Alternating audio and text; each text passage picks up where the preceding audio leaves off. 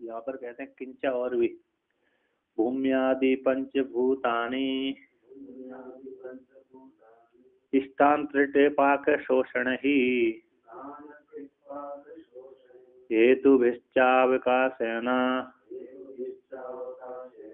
वांछन्ते सामना हेतवः। कहते हैं जो भूत है पंचभूत है, पृथ्वी जल तेज वायु आकाश है, भूमादि पंचभूतानि, ओ पंचभूतानि को स्थान्तरित पाक शोषणों के द्वारा, इन हेतुओं के द्वारा अवकाश से, आकाश अवकाश के द्वारा लोग वांछा करते हैं, इनकी वांछा करते हैं। कौन पंचभूत?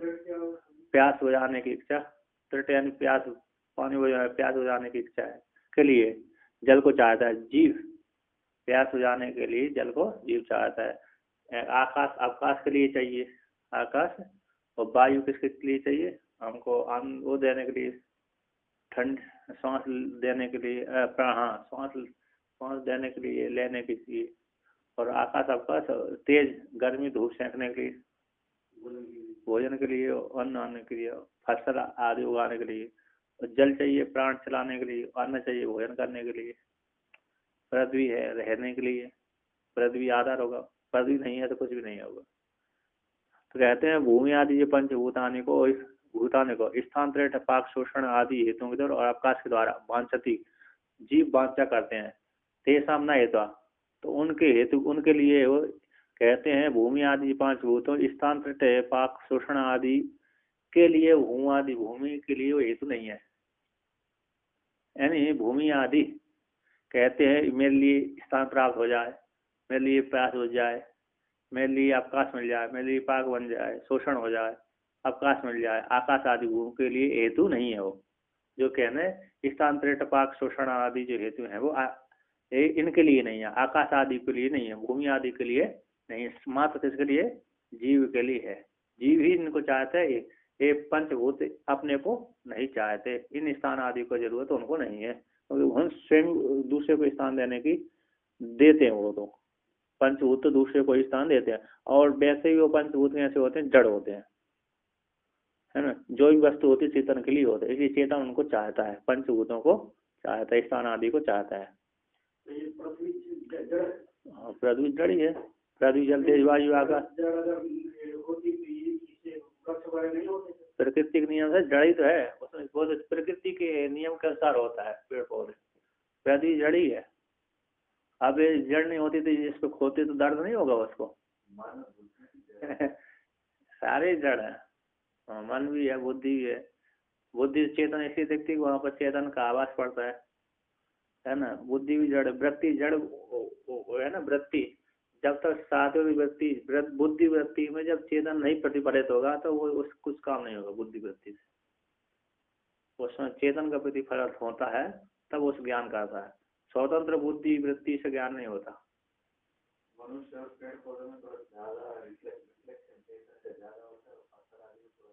नहीं, पत्थरों में थोड़ी चेतन होता है, पत्थर में चेतन तो है, ब्रह्म है सभी जगह व्याप्त है, किंतु पत्थर में नहीं होता, बिल्कुल अंतर्गण नहीं, पत्थर में बिल्कुल नहीं। यहाँ पेड़ पौधे में होता है, क्योंकि पेड़ पौधे बढ़ते हैं तो ये एक योनि है, वो अत्यंत गाढ़ अंतःकरण होता है उनका,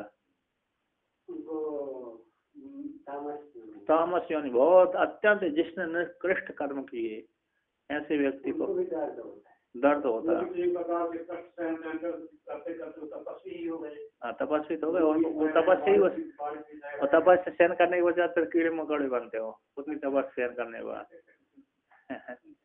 उतनी उन्होंने तपस्या कर ली, भोग लिया, अब फिर उनका नंबर आता है कीड़े मकोड़े में, फिर वहां से ऊपर आते हैं, फिर बड़े बड़े कीड़े बनते हैं, बड़े बड़े कीड़े बनने के बचा फिर पक्षी में नंबर आ जाता है। हाँ,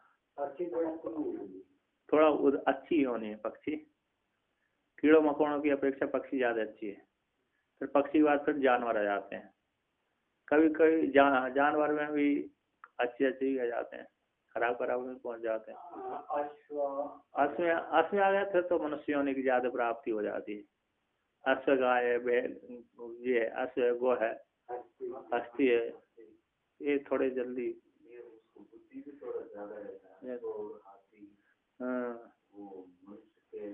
अनुकूल अनुकूल शेर आदि भी है।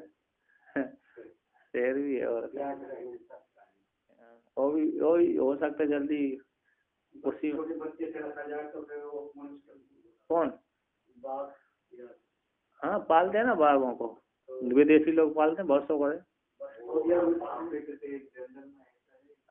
कोई माँ को तीर लगा के कोई मार दिए थे, वो बच्चे 3 बच्चे ऐसे ही अनाथ हो गए थे। वो जंगल का आदमी वो 3 बच्चों को लेके उसको दूध पिला के ऐसे ही उसको पालन करके वो पूरा ऐसे ही बड़ा कर दिए। वो जंगल में वो उसका बड़ा करने से इतना पैसा हो गए, ये लोग शेर जाके वो किसी को पकड़ेगा और कब जाके मिल के खाएंगे मांसाहारी, ऐसा चल रहा था। फिर डिस्कवरी चैनल लोग उसको जाके उसको पकड़ के एक वीडियो बना के बहुत बड़े तगड़ा शेर, वो मनुष्य को खाते नहीं, ऐसा बहुत स्वभाव बन गई, वो मनुष्य को अपना समझते हैं, बहुत खेलते हैं, मजाक करते हैं, लेकिन दूसरे जानवर को मार के खा लेते हैं, मनुष्य को नहीं खाता। वो डिस्कवरी चैनल वो लोगों को एक करते करके वो लोग समुद्र देखा ही नहीं था, ऐसे जगह में बीच में रह गए वो लोग, ऐसे ही वो वहां से सिर्फ 80 किलोमीटर दूर में समुद्र था। वो लोगों को वहाँ समुद्र के किनारे देख के दिखाने से वो शेर भी आश्चर्य हो रहे समुद्र को देखकर, वो लोग भी आश्चर्य हो रहे, हम तो देखा ही नहीं था ये ऐसा चीज होता है समुद्र को। हाँ पालते हैं ना उधर, भारत देश में बहुत पालते थे, कानून आ गए। नहीं भारत देश में तो नहीं पालते थे। अच्छा पालते हैं। वो MGR एक्टर बहुत सबसे बड़े बड़े लोग पालते थे 1970 में। अच्छा कोई नहीं, विदेशों में है, विदेशों में कुछ जगह में, अरब में तो अरब प्रिंस युवराज के घर में सब जानवर है, सब जानवर तो पाल रहे, उनको बहुत सब शेर आदि, तो वो भी कुछ नहीं करते। हाँ और क्या, शादी हो जाते कभी कभी, काल आ जाते तब क्रोध आ गया तो खा भी जाएंगे, और क्या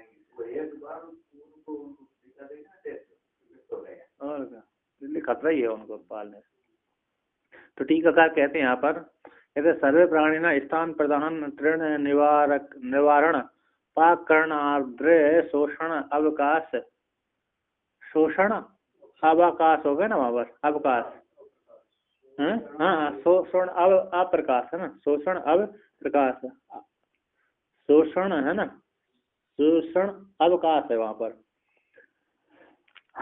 शोषण अवकाश, प्रा हट जाएगा तो प्रकाश नहीं, शोषण अवकाश। प्रधानाक्षर हेतुओं के द्वारा, हेतु निमित्त ही प्रत्यव्यादि नहीं, प्रकार प्रा है ना, प्रा के स्थान पे प्रा नहीं चाहिए, अवकाश चाहिए।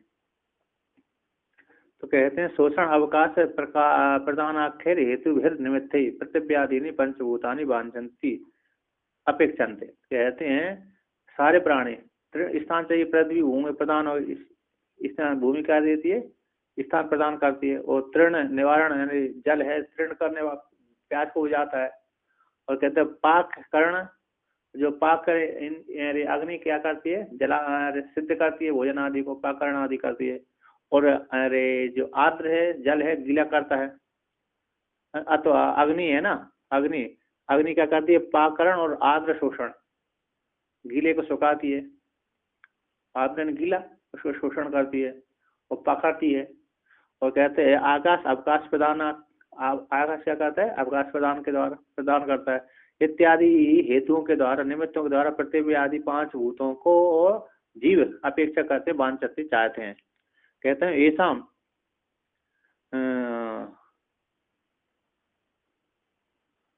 यहाँ पर कहते वायु शोषण करती है ना, अग्नि क्या कर देती है, पकाती है, और वायु कहते आर्द्र को सुखाती है।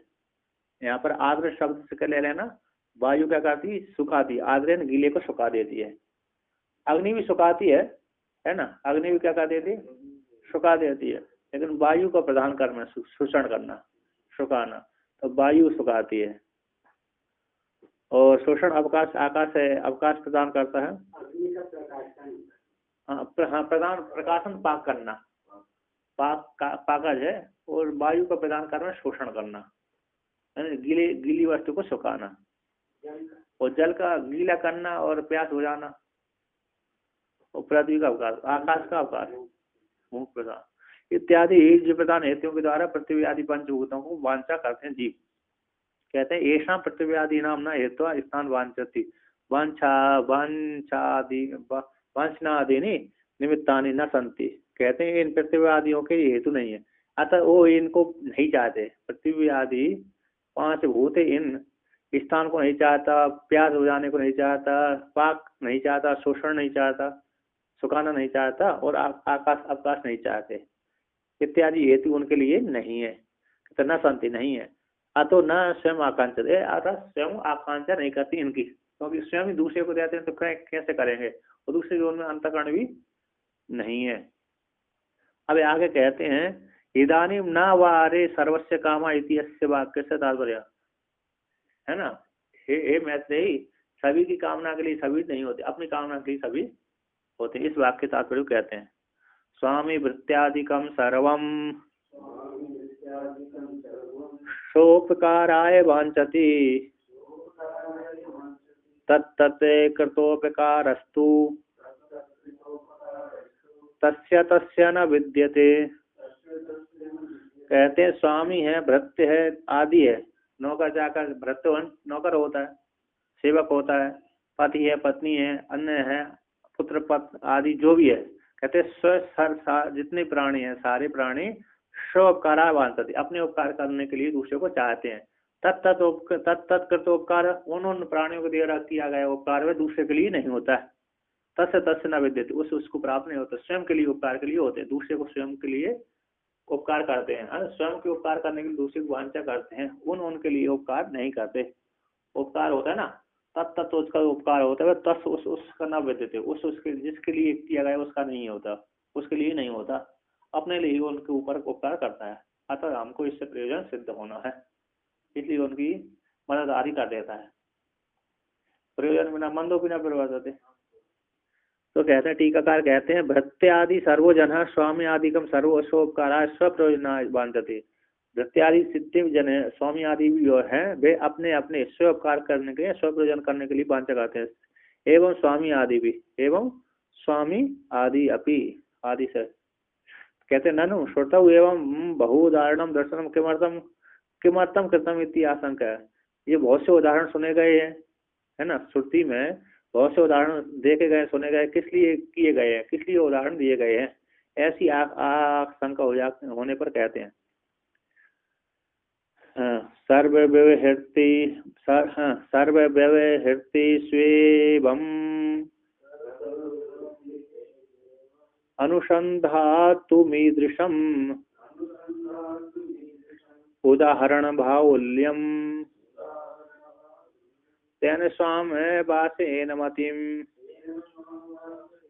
कहते हैं बृहदारण्यक उपनिषद की श्रुति में जो बहुत से उदाहरण दिए गए हैं, सर्व विभूतिषु सारे व्यवहारों में जो इस प्रकार उदाहरण दिए गए, एवं अनुसंधानम ईदृशम इस प्रकार से अनुसंधान करना चाहिए, एवं इस प्रकार से ईदृशम इस प्रकार से अनुसंधातुम अनुसंधान करने के लिए इस प्रकार से बृहदारण्यक उपनिषद श्रुति में क्या दिए उदाहरण दिए गए हैं। कहते हैं उदाहरण बाहुल्यम, ये बहुत से उदाहरण की बहुलता है उस श्रुति में। तेन इसी हेतु के द्वारा वो वहां पर उदाहरण दिए गए स्व प्रयोजन के लिए सभी कोई वांछा करते हैं, दूसरे की प्रयोजन सिद्धि करने के लिए वांछा नहीं करते। इसलिए आत्मा के लिए सब कुछ वांछा करते हैं। क्या करते हैं? आत्मा के लिए आत्मा की कामना के लिए दूसरे को चाहते हैं। इसलिए जो वहां पर जो उदाहरण दिया बृहदारण्यक उपनिषद की श्रुति में बहुत से उदाहरण है कि इस प्रकार से जो आत्मा के लिए सभी उदाहरणों में आत्मा की ही चाहना की है। इसलिए जो स्वयं बुद्धि इसी हेतु से स्वामति जो स्वयंमति है ना उस आत्मा में लगा दो। जो स्वयंमति कौन सी हमारी जो मति बुद्धि है वो उसी आत्मा में क्या कर लें जोड़ दीजिए, बात उसी में एक ही भूत कर दीजिए। तो टीकाकार कहते हैं यहाँ पर इच्छा पूर्वकस्तु सर्वेषु भोजनादि व्यवहारेषु, वहां पर जो उदाहरण दिए इच्छा पूर्वक है ना, इच्छा पूर्वक है सर्वे संपूर्ण जो प्राणी है सर्वेषु प्राणियों में संपूर्ण सर्वेषु भोजनादि व्यवहारों में जो कैसे होते इच्छा पूर्वक ही व्यवहार किया जाता है। एवं इस प्रकार से आत्मनस्तु कामाय सर्वं प्रिय भवति इति उक्त प्रकारण इस अनुसंधातुम अनुसंधानाय ईदृशम पतिजायादुषु प्रीति दर्शनम उदाहरणम बहुल्यम इति उक्तम शेषा। कहते हैं आत्मा की कामना के लिए सर्व प्रिय भवती इति उक्त प्रकार से ही अनुसंधान करने वाले के लिए अनुसंधान के लिए इस प्रकार पति है, जाया आदि है, पति है, पत्नी है आदि में जो प्रीति रूप को उदाहरण बहुत रूप से जान लेना चाहिए कि सभी वे अपने लिए प्रीति उन्होंने की है। पत्नी ने भी अपने लिए प्रीति करी पति से, और पति ने भी पत्नी से अपने लिए, पुत्र ने भी अपने लिए पिता से प्रीति करी है, अन्यों ने भी अपने लिए प्रीति दूसरे से की है। तो प्रीति जो दर्शन रूप उदाहरण है बहुल है, बहुलम बहुत प्रकार से कहा गया। कहना तेन कारण है इसी हेतु से स्वयं स्वसंबंधिनी मतिम बुद्धिम वासेत, कहते स्वयं है स्व संबंधी आत्म संबंधी मतिन बुद्धि को वासेत वासन कर निर्ध्यासन कर जोड़ ले। सर्वस्यापि स्वशेषत्व अवगमन स्वात्मना प्रियतमत्वादि अनुसंधान वती कुरियात, कहते सभी प्राणी का स्वयं के शेषत्व रूप से, स्वयं के यानी आत्मा के शेषत्व रूप से अपने लिए आत्मा के शेषत्व रूप से अवगम हो जाने से स्व आत्मा का प्रियतमत्व अनुसंधान वाली बुद्धि बना ले। आत्मा कैसी है? सबसे प्रियतमत्व है, सब तो उत्तम अरे प्रिय है, किंतु आत्मा कैसी है? प्रियतमत्व है, सबसे प्रियतम है ना। इसी उसी प्रकार की बुद्धि का अनुसंधान करने अनुसंधानवती बुद्धि प्रयास कर लेना चाहिए। स्वात्म संबंधी, आत्म संबंधी, ब्रह्म संबंधी, है ना, इस प्रकार से करना। कहते हैं ननु आत्मना आत्मशेषत्व सर्वस्व प्रियत्व उक्तिर आत्मना प्रियतमत्वम उक्तम अनुपन्नम प्रीति विकल्प क्रियमाणे प्रीतिरेव दुर्निरूपत्वात् इत्यादि अभिप्राय प्रीति स्वरूपम पृच्छति। तो यहाँ पर कहते हैं ना आत्मा के शेषत्व रूप से सभी का प्रियत्व उक्ति कही गई है। आत्मा सभी के लिए प्रिय आत्मा ही है ना। इयम आत्मा परानंद पर प्रेमास्पदम यतः मान भूमि ही भूयात्मने इति इति आत्मनि तिष्ठति। गलत हो गया, मान भूमि ही भूयासम इति आत्मनि तिष्ठति, है ना। श्लोक कहाँ गया? इयम आत्मा परानंद पर प्रेमास्पदम तथा मान भूमि भूयासम इति प्रेमात्मनि इच्छते, है जो आत्मा परानंद स्वरूप वाली पर प्रेमास्पद है। यथा इसी वजह से माना भूमि भूयासम, मैं न रहूं ऐसी बात नहीं है, अतः हमेशा बना रहूं, इस प्रकार से आत्मा में प्रेम देखा जाता है। तो कैसी आत्मा पर प्रेमास्पद है, सभी का आस्पद है, सभी को, हर कोई अपनी आत्मा को चाहता है। तो यहाँ पर कहते हैं आत्मा के शेषत्व से सभी का प्रियत्व सभी का प्रियत्व उक्ति से आत्मा का प्रियतमत्व जो उत्तम कहा गया है ठीक है, नहीं उत्पन्न नहीं होता। क्यों नहीं होता? प्रीति विकल्प, प्रीति के विकल्प किए जाने पर प्रीति ही ध्रुव, प्रीति में तो विकल्प है ना। प्रीति के विषय में विकल्प किए जाने पर प्रीति का ही निरूपण करना बड़ा कठिन है। इस प्रकार से अभिप्राय पूर्वक कहते हैं प्रीति के स्वरूप को पूछता है, वो प्रीति क्या है, किस पर की है। कोई राग से भी प्रीति करता है, कोई द्वेष से भी प्रीति करता है, कोई ऐसे कोई वस्तु से प्रीति करता है, कोई दूसरे मनुष्यों से प्रीति करता है, कोई इच्छा करता है कि नहीं। तो इस प्रकार से प्रीति का स्वरूप क्या है, जिससे दूसरे व्यक्ति को हम प्रेम करते हैं, अन्य से प्रेम करते हैं, पत्नी है, पुत्र है, पति है, अन्य पिता है, माता पिता से प्रेम करते हैं। वो प्रीति का स्वरूप क्या है, उस स्वरूप के विषय में वर्णन करते हैं। कहते प्रीति के विकल्प होता है। किसी का कभी हमारे याग आदि कर्म में भी प्रीति करते हैं, है ना। याग आदियों से देव भगवान से भी प्रेम करते हैं, याग आदियों से अपने कर्मानुष्ठान से आदि से भी करते हैं। तो वहां पर जो प्रीति शब्द है अथवा श्रद्धा है अथवा किस बात से कही गई है। ऐसे राग, ऐसे पत्नी आदि में तो प्रीति होती है कि राग होता है, प्रेम होता है कि राग होता है। वस्तु को चाहने में प्रेम प्रीति होती है कि राग होता है, तो चाहना होता है। तो उसके विषय में पूछते हैं, कहते हैं प्रीति के विकल्प किए जाने पर प्रीति ही का निरूपण करना बड़ा कठिन होता है। इसी अभिप्राय से प्रीति के स्वरूप को वर्णन करते पूछते हैं। प्रीति प्रिय प्रेम, तो कहते हैं यहाँ पर, और सुख हो जाता प्रीति, है ना। कहते हैं अतकेयम भवेत प्रीति ही श्रूयते या निजात्मनि रागो बद्वादि विषये श्रद्धा यागादि कर्मणि भक्ति स्यात् गुरुदेवाद देवाद है ना। हाँ 1 2 3 4 5 6 7 8। हाँ भक्ति स्यात् गुरुदेवादा विच्चा प्राप्त वस्तुनि। कहते हैं अतकेयम है ना विष्णु। अतकेयम भवित प्रीति। वह प्रीति क्या है, प्रीति का वर्णन क्या है।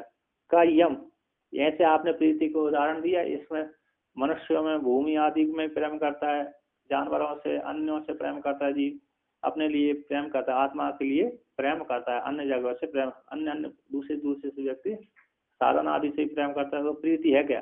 का यम भवित प्रीति है। प्रीति क्या है तो या निजात्मनि सूर्य, जो निजात्मा में सुनी जाती, अपनी आत्मा में सुनी जाती है प्रीति, वह क्या है, उसका स्वरूप है क्या है। तो कहते हैं सिद्धांत उत्तर देता है रागो बद्वादि विषय है ना। अच्छा राग है। तो यहाँ पर क्या टीकाकार कहते हैं, इसको वर्णन करते हैं। अत शब्द प्रश्नार्थक है ना कि या निजात्मनि प्रीति, जो निजात्मा में प्रीति सुनी जाती है वह का इयम क्या है, वो प्रीति क्या है। जो निजात्मा में सुनी जाती है प्रीति वो क्या है। किम राग रूपा है अथवा श्रद्धा रूपा। यहाँ पर विकल्प करते हैं। जो आत्मा में निज अपनी आत्मा में प्रेम देखा जाता है वह प्रीति क्या है, क्या राग रूपा प्रीति है अथवा श्रद्धा रूपा है। राग है ना, ऐसे स्त्री आदि में राग होता है नहीं, तो वो प्रीति राग रूपा है अथवा श्रद्धा रूपा है अथवा भक्ति रूपा है। गुरु सेवा गुरु आदि में भक्ति देखी जाती है, देवता में भक्ति की जाती है। अथवा यदवा इच्छा रूपा, अच्छा इच्छा रूपा है। 4 विकल्प कर दिए। यहाँ पर प्रीति के विषय में क्या राग रूप प्रीति है अथवा श्रद्धा रूप प्रीति है अथवा भक्ति रूप प्रीति है अथवा इच्छा रूपी प्रीति है। कौन प्रीति है, किसको कहते हैं प्रीति। तो ऐसी प्रश्न हो जाने पर तो यहाँ पर कहते हैं सिद्धांत कहता रागो बधु आदि विषय। राग किसमें होता है, बधु आदि के विषय में राग होता है। बधु मतलब स्त्री आदि के विषय में, पत्नी आदि के विषय में, बधु यानी पत्नी। तो उसमें तो बधु आदि के विषय में तो राग होता है। और श्रद्धा कहाँ होती है, याग आदि कर्म में श्रद्धा होती है। और भक्ति कहाँ होती है, गुरु देवादि में, गुरु सेवादि में तो देवादि में है ना। गुरु देवादि भी हो सकता है, गुरु सेवादि हो गया, ठीक है ना। गुरु हो गया, देवादि भी शब्द जोड़ सकते हैं वहां पर, सेवादि भी बोला गुरु की सेवा आदि में। तो गुरु देवादि में भी जो भक्ति होती है। और इच्छा कहाँ होती है, जो इच्छा तो है ना अप्राप्त वस्तु में इच्छा होती है, जो हमको प्राप्त नहीं है उसकी प्राप्त करने की इच्छा।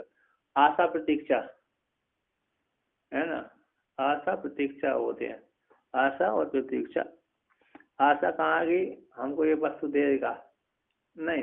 प्रतीक्षा तो है ये अमुक स्थान पर आती है, कितने समय पे आती है, इससे 1 घंटा पहले आ गए, 1 घंटा इंतजार करना पड़ेगी। हमको निश्चित मालूम है कि ये आती इतने समय, ट्रेन इस समय आने वाली है, उसका तो हम प्रतीक्षा कर रहे हैं, जिसका निर्धारण है।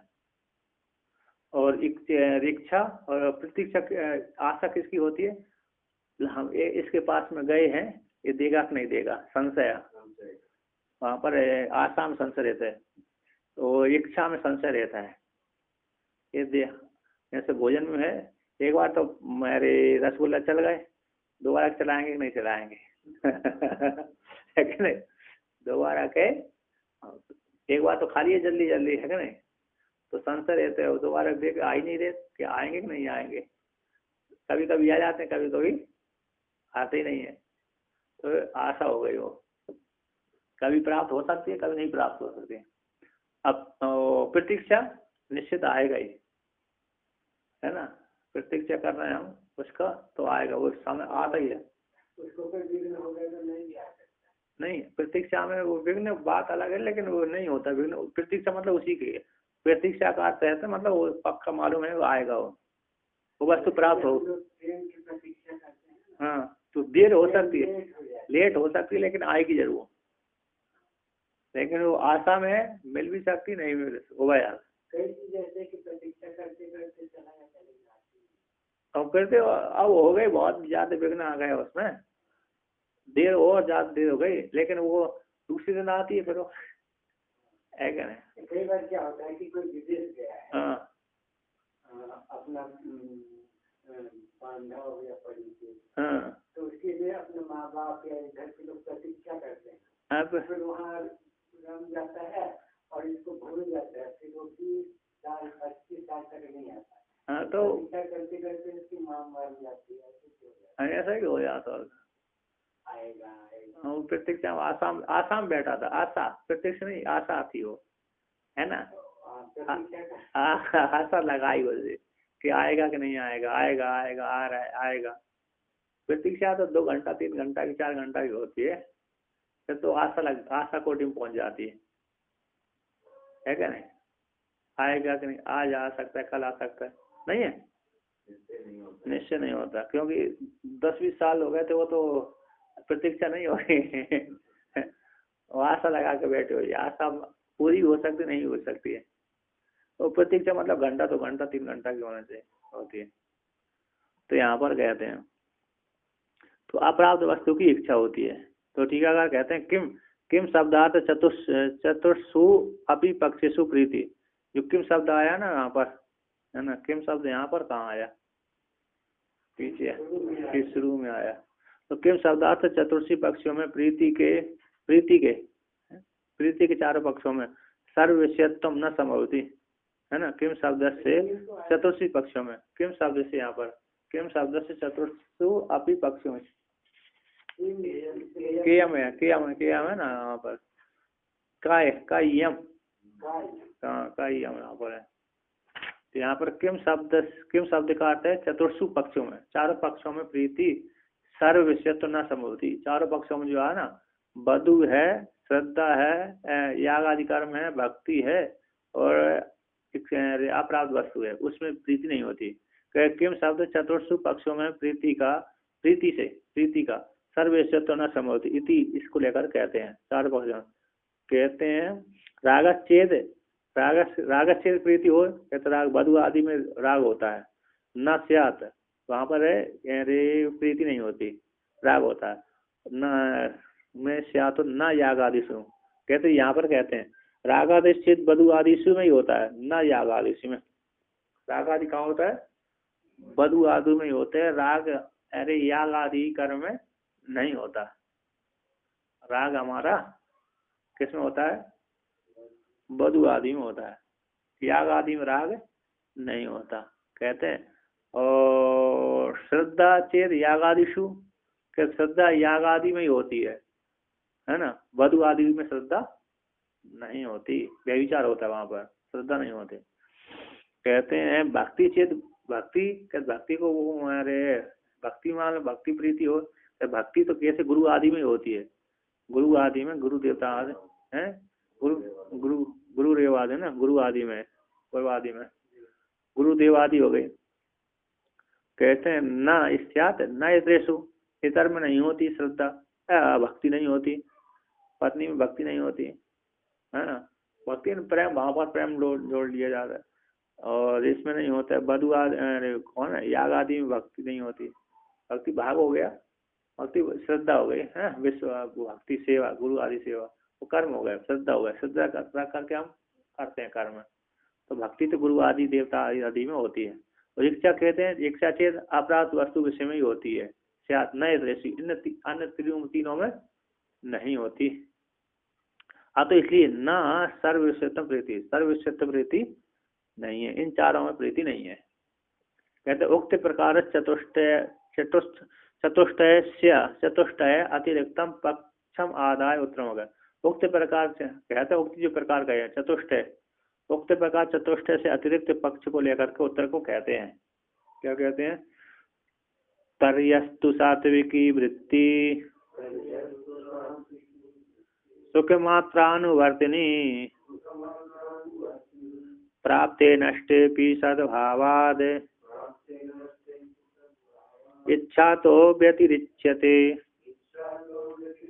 कहते हैं तरी जो चार भागों में चार मत है ना, चार जो ऊपर के गए हैं, वधु वधु है, अरे याग है, वधु है, याग है, गुरु है और अपराध वस्तु है। इन चार कोटि में राग, श्रद्धा, भक्ति और इच्छा, इन चारों में तो प्रीति नहीं होती। कहते उक्त यहाँ पर कहते हैं उक्त प्रकार चतुष्ट पक्ष को लेकर कहते हैं तरी, तब तो इनमें नहीं होती, तो इनसे भिन्न सात्विक वृत्ति ही जो सुख मात्र अनुवर्तनी है, सुख मात्र को अनुवर्ती करने वाली जो सात्विक वृत्ति ही प्रीति हो जाए, है ना।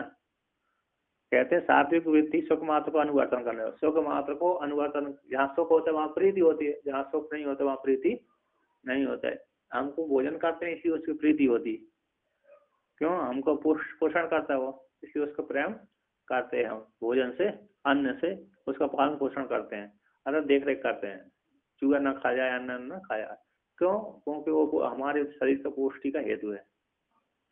कहते हैं तरही अस्तु हो, कहते सात्विक सुख मात्र अनुवर्तनी सात्विक वृत्ति ही प्रीति हो, क्या हो, अस्तु यानी हो, तरी तब तो कहते सुख मात्र को अनुवर्तन करने वाली सात्विक की वृत्ति, अंतःकरण की वृत्ति ही क्या हो जाए, प्रीति हो जाए। कहते हैं प्राप्त नष्टे, वस्तु के प्राप्त हो जाने पर प्रेम हो जाए, सुख है ना, वस्तु के प्राप्त हो जाने पर सुख हो जाता है, और वस्तु के जब प्राप्त हो गया, कभी तो वस्तु के प्राप्त हो जाने के पश्चात फिर वस्तु नष्ट हो गए तो उसमें भी सुख नष्ट हो जाता है, सुख का अभाव हो जाता है। वस्तु के नष्ट हो गया चले जाने पर, सुख के निवृत्त हो जाने पर, कहते सद्भाव वो प्रीति की सद्भावना बनी रहती है, इसलिए कहते इच्छा तो व्यतिरिक्त, इच्छा से व्यतिरिक्त ही प्रीति होती है, 5 ही नंबर की प्रीति होती है। कहते वस्तु के प्राप्त हो जाने पर प्रेम होता है, और वस्तु के नष्ट हो जाने पर भी, सुख के नष्ट हो जाने पर अरे वो प्रीति का सद्भाव, वस्तु का सद्भाव देखा जाता है, प्रीति बनी रहती है।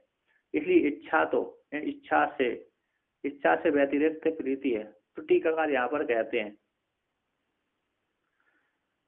तो कहते हैं तरही तब तो प्रीति यानी प्रीति से प्रीति का राग आदि स्वरूपत्व संभव न होने पर, प्रीति का राग आदि स्वरूपत्व संभव न होने पर सुख मात्र अनुवर्तनी, सुख मात्र को अनुवर्तन करने वाली जो वृत्ति है, सुखम ही सुख मात्र अनुसृत, सुख को ही सुख मात्रम कहते हैं, सुखम एव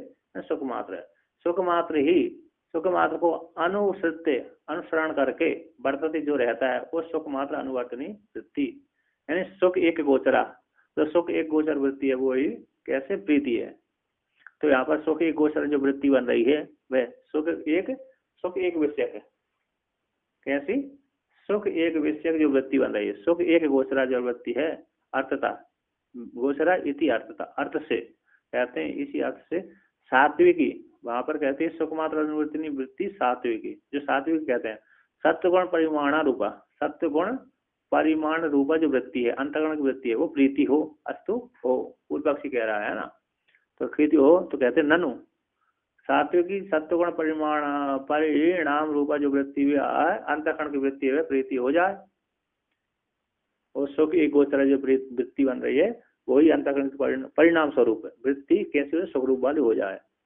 कहते हैं यहाँ पर ऐसी प्राप्ति हो जाने पर कहते हैं ननु तरही सा प्रीति इच्छा ये वासक, तो वो तो जो पूर्व पक्ष यहाँ पर पुनः कह रहा सा ननु तरही तब तो, कहते हैं तरही तब तो सा प्रीति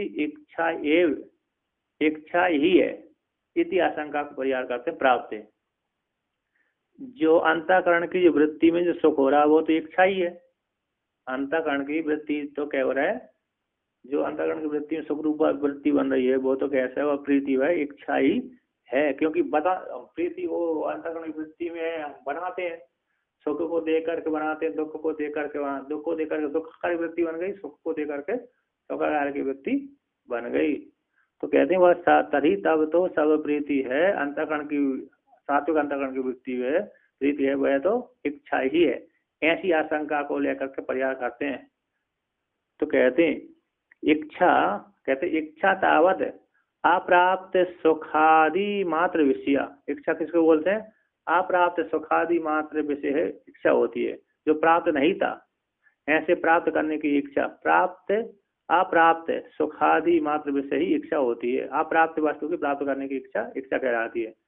किंतु कहते हैं इयम तु सर्वस्या प्राप्ते लब्धे सुखादौ नष्टेपि तस्मिन् विषय विद्यमानत्वात्। कहते हैं किंतु यह जो प्रीति है संपूर्ण विषयों की, सर्वविषय की जो प्रीति है, आत्म विषय की जो प्रीति है, लब्धे प्राप्त लब्धे सुखादि की प्राप्त हो जाने पर, अथवा कहते हैं नष्टेपि तस्मिन वो सुखादि के विषय के नष्ट हो जाने पर भी वो प्रीति विद्यमान, प्रीति विद्यमान रहती है, आत्म विषय प्रीति विद्यमान रहती है। कहते हैं सर्व विषय प्रीति, यम जो प्रीति है सभी को विषय करने वाली जो प्रीति है वह प्राप्ते लब्धे, प्राप्ति का अर्थ करिए लब्धे, इसके लब्धे सुखादि के लब्ध हो जाने पर, वस्तु के लब्ध हो जाने पर सुख मिलता है।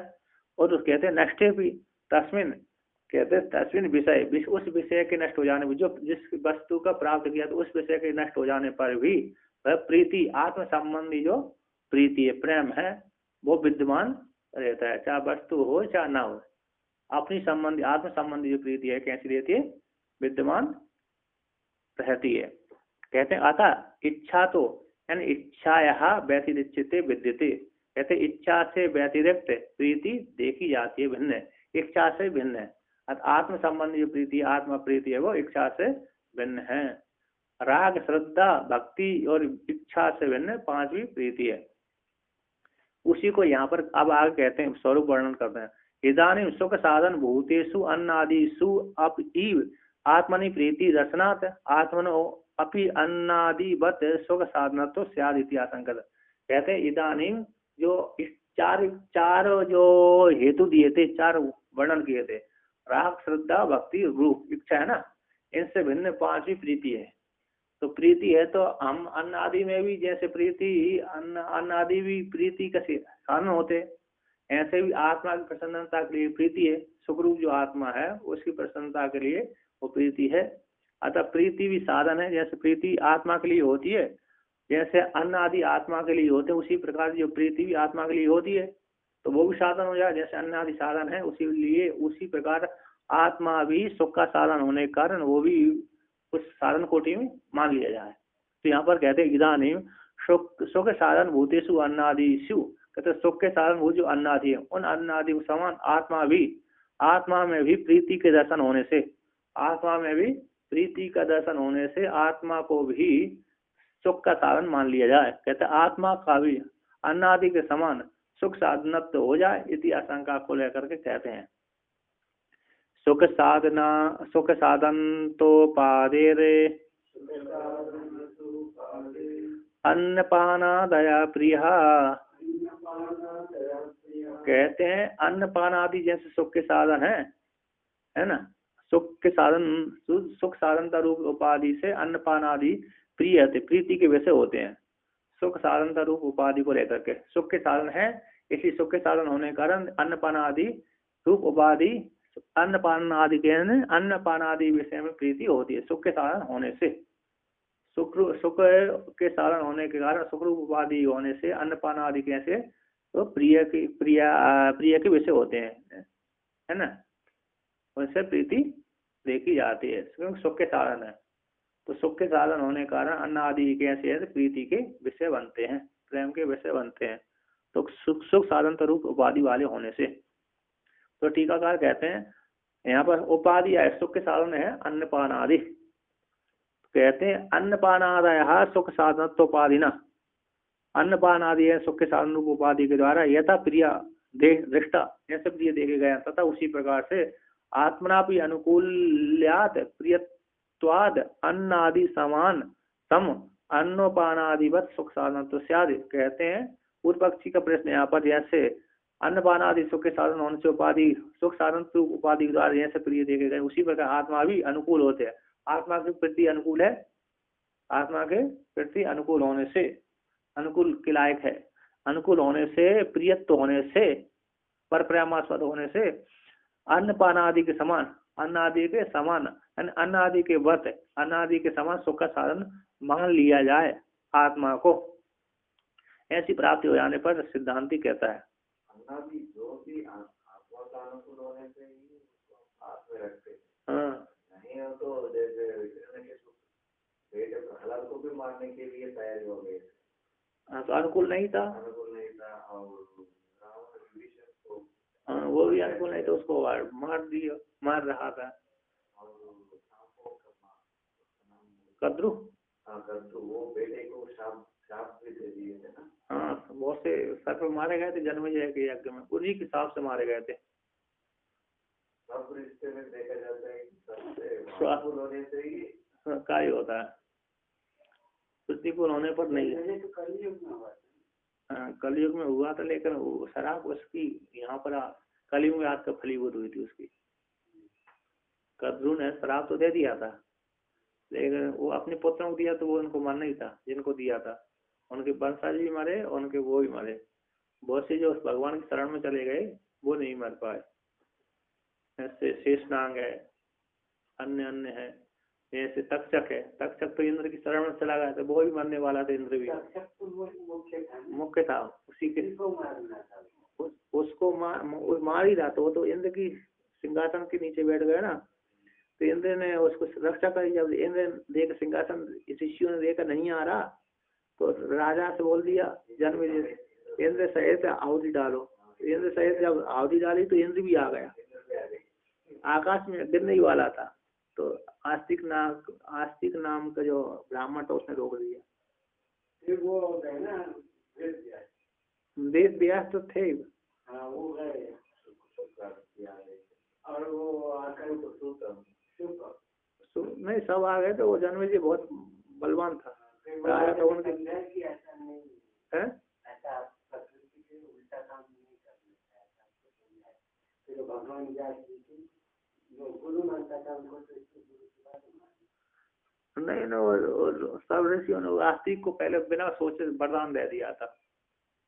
आस्तिक जो मुनि था उसको बिना सोचे वरदान दे दिया था।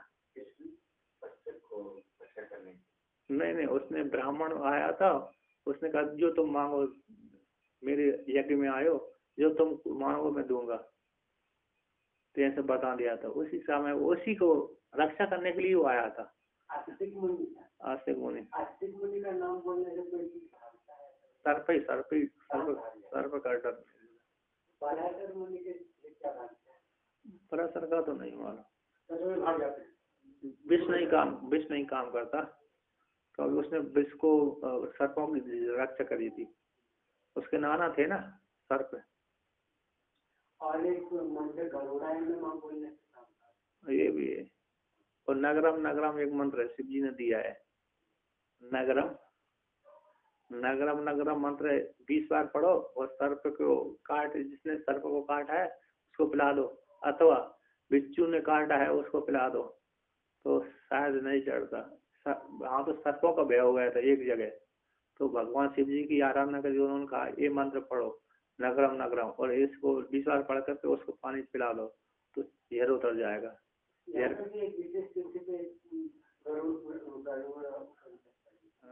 हर वर्ष पढ़ते हैं चातुर्मास में। नगरम तो है ना, नगरम तो बहुत है। नगरम है तो नगर है ना, जो नगरम इति नगरम, घर यानी घर नहीं चढ़ेगा, नगर इति नगरम हो गया, तो नगरम मंत्र हो गया है। और जो बिजली गिरते हैं तो बिजली गिरना भी इसके भी मंत्र है, और सभी होते हैं, सब टोट मंत्र हैं। इंद्रजाल में सारे मंत्र मिलेंगे।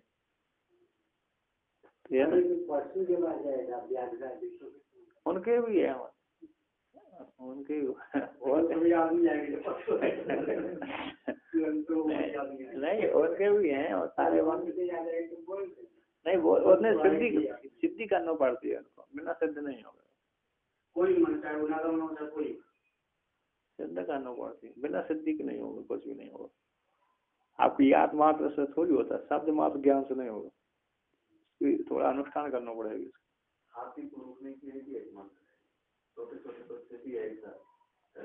हाँ, तो सिद्धि करना पड़ेगा ना, वो त्राटक होते सब, ये त्राटक पूरा फैमिली है वो मंत्र सिद्ध होते। हाँ, छोटे बच्चे भी है, हाथी का साइज देख के डर लगता है, दौड़ के आते हैं इसको उड़ाने के लिए, बस ऐसे दिखा कि मंत्र बोल के आनंद हो गया, शक्ति उसमें आ गई, मंत्र की शक्ति काम करती है। तो यहाँ पर कहते हैं है ना, अनुकूल होने से, प्रिय होने से, अन्न आदि के समान, अन्न पान आदि के समान सुख साधन आत्मा हो जाए, इसको लेकर कहते हैं यहाँ पर आत्मानुकूल्याद है ना, 1 2 3 4 5 6 7 8 आत्मानुकूल्यादन्नादि समश्चेदानुनात्र कहा अनुकूलैतभ्यः स्यान् नैकस्मिन् कर्म कर्तिता। तो यहाँ पर कहते हैं आत्मा अनुकूल होने से अन्नादि के समान हुई क्या हो जाए, सुख का साधन मान लिया जाए। आत्मा सब कुछ आत्मा के प्रति अनुकूल है, आत्मा के लिए चाहता है, आत्मा प्रेम देखा जाता है। आत्मा के अनुकूल होने से अन्न आदि समान ये सुख का साधन हो जाए जीव के लिए, कर्ता के लिए, जीव के लिए, आत्मा के लिए।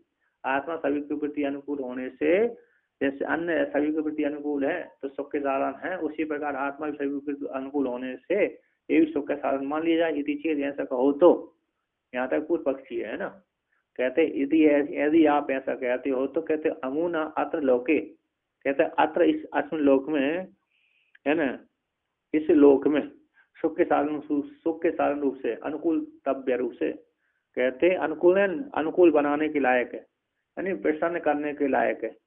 अत्र अस्मिन लोक में यहाँ पर सुख के साधन रूप से अनुकूल बनाने के लिए, अनुकूल तव्य अनुकूल बनाने के लिए अस्मिन लोके कहाँ से आता है, कौन सा साधन है, क्या होगा, कोई है अनुकूल बनाने के लिए, अनुकूल का साधन रूप से अनुकूल बनाने के लिए क्या से आता है, कौन है, आत्मा को छोड़कर दूसरा तो है नहीं है।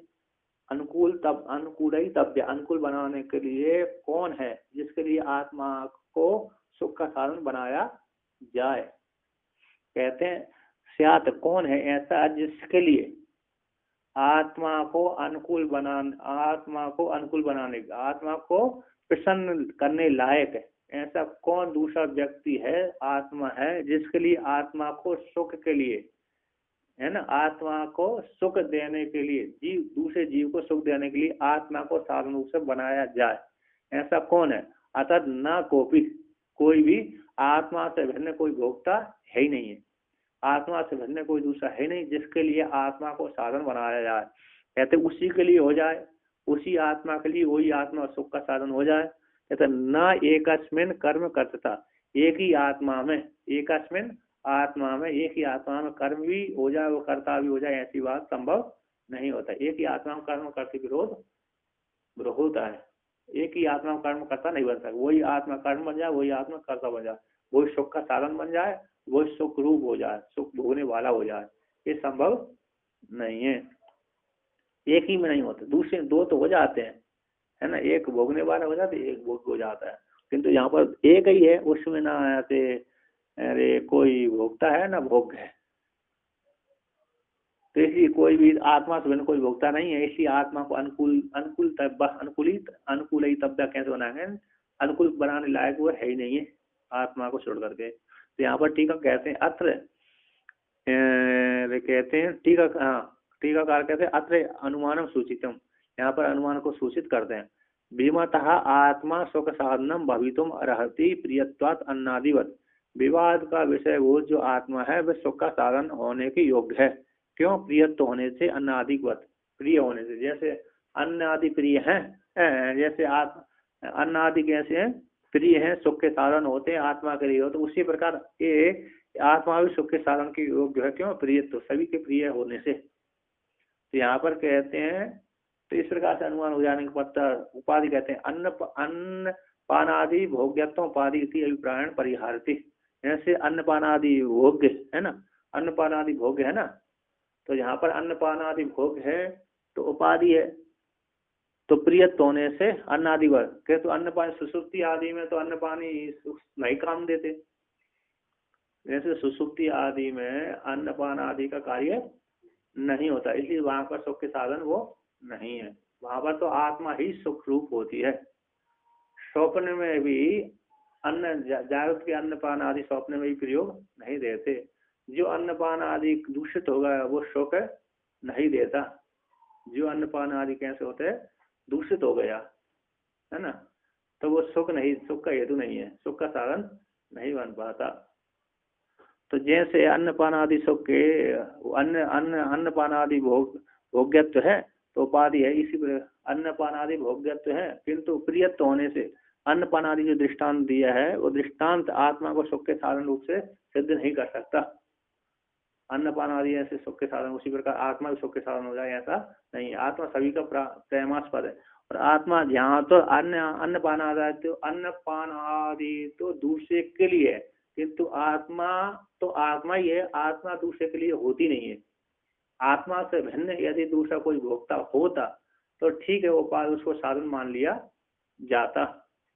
आत्मा से यदि भिन्न कोई दूसरा भोक्ता होता तो आत्मा को सुख का साधन मान लिया जाता, किंतु आत्मा से भिन्न कोई दूसरा उसको भोगने वाला भोगता है ही नहीं है, तो फिर आत्मा को सुख का साधन कैसे मानेंगे। जैसे अन्न आदि के समान।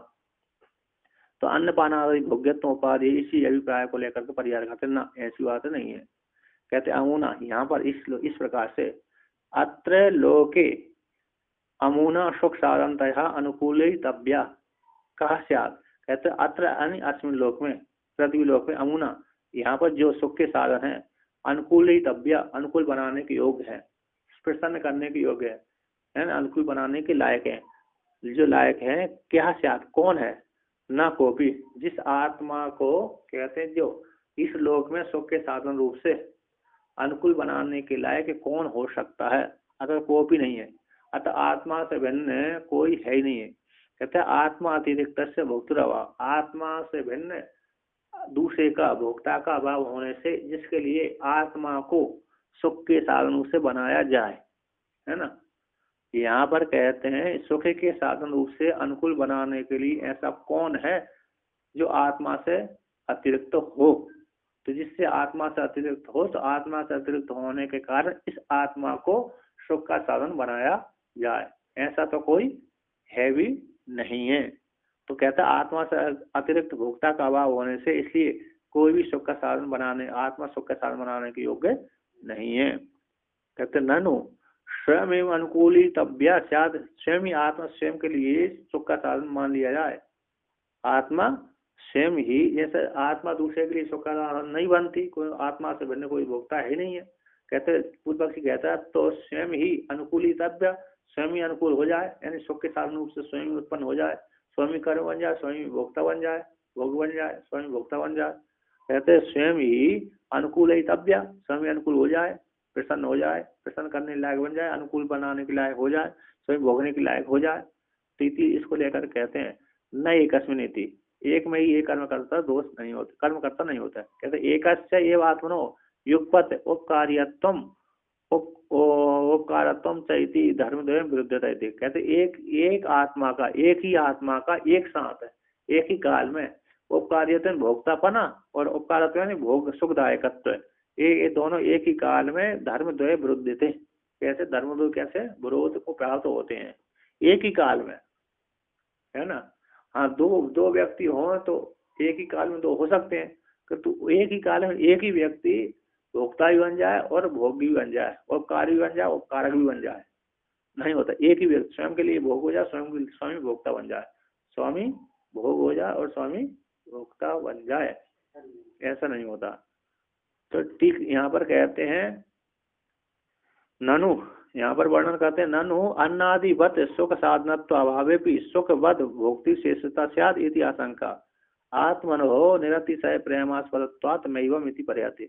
यहाँ पर पूर्व पक्षी कहता है अन्नादि समान, अन्नादि के समान सुख के साधन आत्मा में न होने पर भी सुख के समान, जैसे भोक्ता का शेषत्व रूप से हो जाए, जैसे सुख शेष रहता है उसी प्रकार सुख के समान सुख दूसरे के लिए होता है, शेष होता है ना, दूसरे के लिए होता है, उसी पर भोक्ता का शेष रूप से आत्मा हो जाए। इति आशंका को लेकर कहते हैं आत्मा निरतिशय प्रेमास्पद होने से मैवम परिहार करते हैं, आत्मा किसी के शेष अंग नहीं बनती। ऐसा सुख तो अंग बन जाता है ना, सुख दूसरे के लिए होता है। किंतु आत्मा किसी विशेष रूप से नहीं होती। जैसे इस निमित्त को लेकर के सुख होता है, किसी वस्तु के निमित्त को लेकर के अंग बन जाता है, बनता है नहीं। सुख हम जो चाहते हैं किसी वस्तु निमित्त को लेकर बनेगा तो हमारे अंतःकरण वृत्ति बनेगा सुख। सुख का होगा एक अंतःकरण की वृत्ति है, किंतु किसको लेकर, निमित्त को लेकर के होता है। तब वहां पर अंगता आ जाती निमित्त को लेकर के सुख में। उसी प्रकार आत्मा भी किसी से सुख का अंगभूत हो जाए, ऐसी बात नहीं है। वो आत्मा अनंत कहते निरतिशय स्वरूप है, वो किसी के अंग शेष अधिकारी नहीं बनते।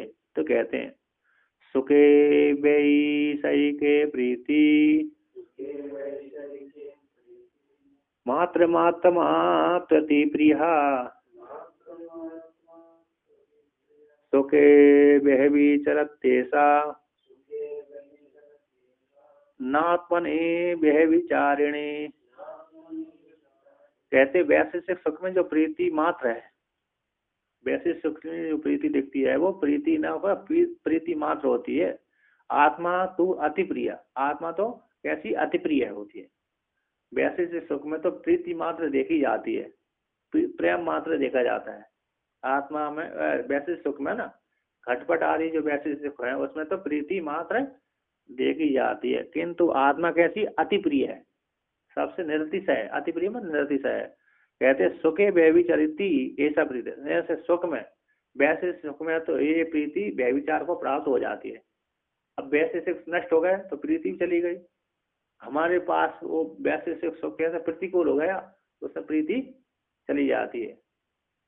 अन्य जाति अन्य में प्रीति थी, ज्यादा खा लिया तो कोपच हो गई, उसमें प्रीति नहीं रही, है कि नहीं।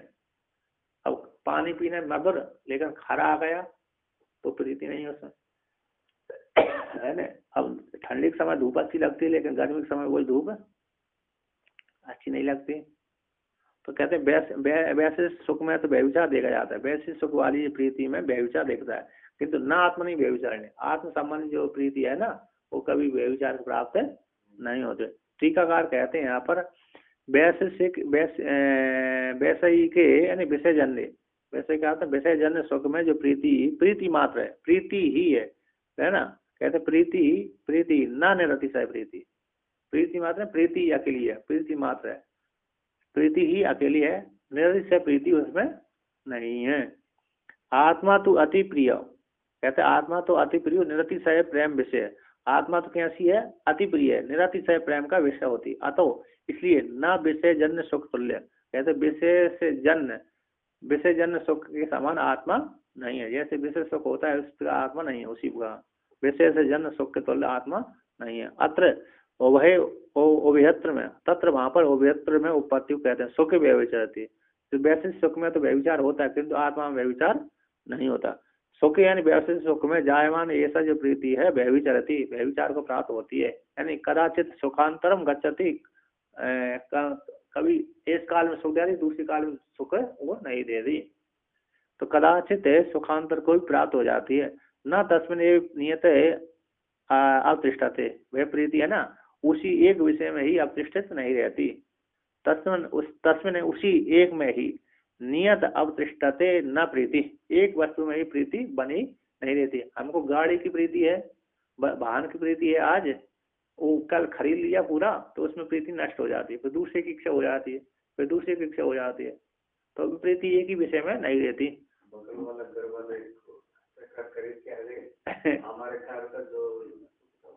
खत्म हो जाएगा। हाँ तो ऐसे ही है। तो कहते हैं आत्मनि तो विद्यमान प्रीति न व्यभिचार, आत्मा में विद्यमान होने वाली प्रीति भी व्यभिचार को प्राप्त नहीं होती। विषयांतर गामिनी न भवती, विषयांतर को विषय करने वाली वो नहीं होती। हमको शरीर से मुक्त होने से हम हमारे समस्या खत्म हो जाएगी, वहाँ भी आत्मा ही प्रिय दिखता है। हाँ आत्महत्या में भी, आत्महत्या में हाँ शरीर को छुटकारा हो जाता है लेकिन वो आत्मा शरीर से भिन्न है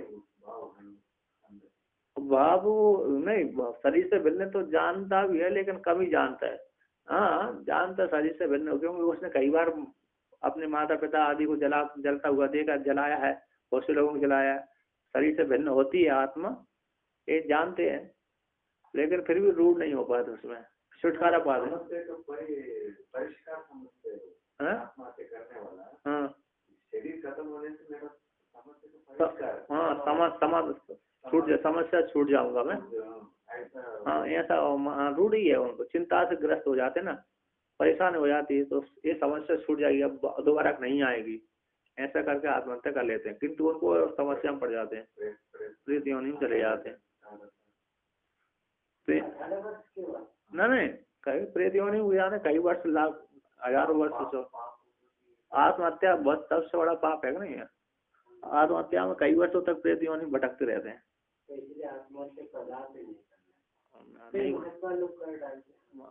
नहीं जान के महात्मा लोग जो करते हैं ना, वो ना जान कर करते हैं, आत्मा को ना जान कर करते हैं, तो छुटकारा।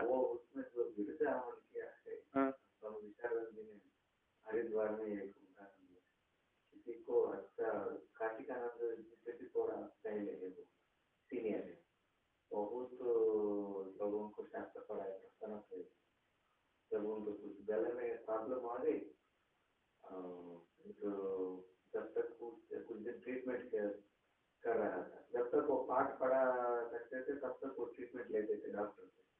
एक बार डॉक्टर बोल दिया अब आप बात नहीं कर सकते, बहुत ज्यादा, अब ट्रीटमेंट आपने बात नहीं करेगा तो ट्रीटमेंट से आप कुछ 5-6 साल ज्यादा बचा सकते हैं।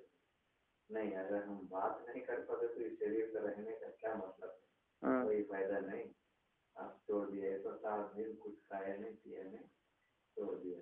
वो शास्त्र में ऐसा नियम है, जो जिसका वृंदावन विधिवत हुआ है, वो जब शरीर को बहुत कष्ट होने से शरीर को त्याग कर सकते नहीं, वो तो वृंदावन से कोई मतलब नहीं वहाँ पर, वो ऐसा बताया नहीं। वृद्ध रोग हो गया ना, वृद्ध वाला व्यक्ति में तो फिर चेष्टा नहीं रहती, ज्यादा बूढ़ा हो गया और अन्न ही नहीं जा रहा, तो ऐसा व्यक्ति फिर अरे छोड़ सकता है। और दूसरा नियम विधान किया शास्त्रों ने, तीर्थ क्षेत्र में आप अन्न सन करके शरीर छोड़ सकते हो। यहाँ पर विधान है कि इस पाठ से पूर्ण करके शरीर छोड़ सकते हो, यहाँ पर विधान है, वहां पर ऐसे, तो वहां पर वो दोष नहीं लगता, मतलब शास्त्र के अनुसार हमने छोड़ा है। ऐसे अमरकंटक में स्वरमूला के पीछे छोड़ने का नियम है, अमरकंटक में ओमकारेश्वर जो जहाँ पर जो पुल बना हुआ है ना, ओमकार पहाड़ी, वहां से छोड़ो, गिर जाओ तो वहां पर भी